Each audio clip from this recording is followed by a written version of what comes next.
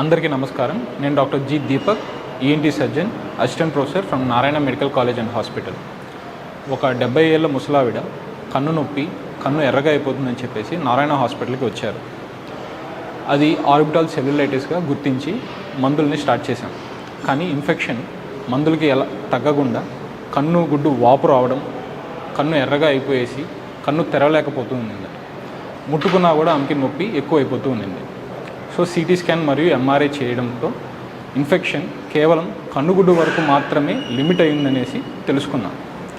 So ఈ orbital cellulitis ఎక్కువైతే infection అనేది మెదడుకు వ్యాపించే అవకాశం కూడా ఉంది. సో అందుకని ఎండోస్కోపిక్ ఆర్బిటాల్ డీకంప్రెషన్ అనే సర్జరీని ఆమె మీద చేయడం జరిగింది. సో ఈ సర్జరీలో ఎండోస్కోప్ని ముక్కు ద్వారా పంపించి ముక్కుకి కన్నుగుడ్డుకి మధ్యలో ఉన్న ఎముకని సపరేట్ చేసి కన్నుగుడ్డు ఓపెన్ చేసి లోపల ఉన్న ఇన్ఫెక్షన్ని, ప్రెషర్ని క్లియర్ చేయడం జరిగింది. సో సర్జరీ చేసిన తరువాత కన్నుగుడ్డు తిరిగి నార్మల్ షేప్కి వచ్చింది. ఆ ఎరుపు ఏదైతే మొత్తం వాపు ఉండిందో ఆ వాపు కూడా పూర్తిగా తగ్గడం జరిగింది. ఆమె ఇప్పుడు తిరిగి కళ్ళు కదిలిస్తూ ఉన్నారు. ఎలాంటి నొప్పి లేకుండా తిరిగి సాధారణ జీవితానికి వెళ్ళారు.